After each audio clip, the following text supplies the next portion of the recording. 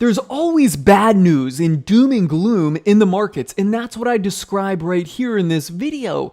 But we know, logically, we know that markets always go up, but still, there's that fear element, that human aspect behind investing, that psychological hurdle we need to get over. And how do you get over that to actually get in the market? And that's something I've kind of been faced with a lot over the years and through my adult life, the last 12 or 13 years now in my investing career. How do I get more money into the market when it just seems like there's so much doom and gloom out there? Because as you see in this video, there's no shortage of doom and gloom headlines, right? Well, what's worked for me has been dollar cost averaging. And it's very simple. Basically, what it means is that when you have a bunch of money to put in, you don't put it all in right immediately then and there. You spread it out over a period of time. Because what we're really afraid of is that we put the money in and then the market goes down. So like we look at this graph here. This is a chart of the cumulative return of $10,000 invested in either A, the blue line, S&P 500, or B, the red line here, which is a Vanguard 60/40 fund. Global Life Strategy Moderate Growth Fund, which is 60% stocks, 40% bonds, which would be for most people a perfectly sound choice to put money into. Anyways, right, what we want to avoid is putting money in right here and then it all goes down right here, or it all goes down, or even, up here in a short little down spell, like where we had the COVID thing where things go down for 2 months. We don't want to put that money in if we have $100,000 to invest and then see it go down to $70,000 or, in this case, even worse, down to $50,000. We don't want to see that. That is painful. Losing money is incredibly painful. When you are going to invest a chunk of money, you always have that fear inside of you.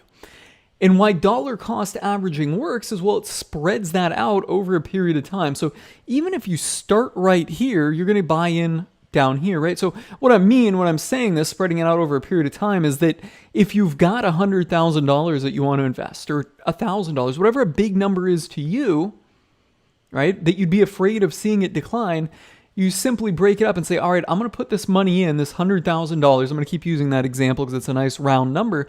I'm going to put this money in over a 6-month period of time. So that way, if you have something like this, you kind of buy in on the dips. Same thing here. You don't put it all in at the top. You buy in a little bit on the way down. What is this? October.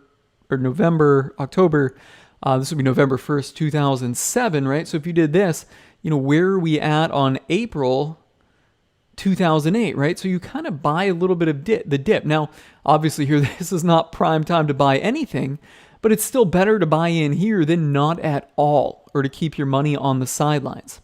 So that's why dollar cost averaging works. And what I'll tell you personally in my experience is dollar cost averaging into a position. When you do that, you kind of forget your original amount, right? So if you got $100,000 and you put $1,000 in, the amount that you have in your portfolio, granted a big chunk of it is cash, 99% basically is cash, the amount you have changes, right? So maybe it goes down a little bit on that first $1,000. Then you buy another $1,000 in. Then maybe it goes down a little bit. Then you put another $1,000 in. Then it goes up. You forget that initial anchoring amount of $100,000 as you keep dollar cost averaging into the actual market.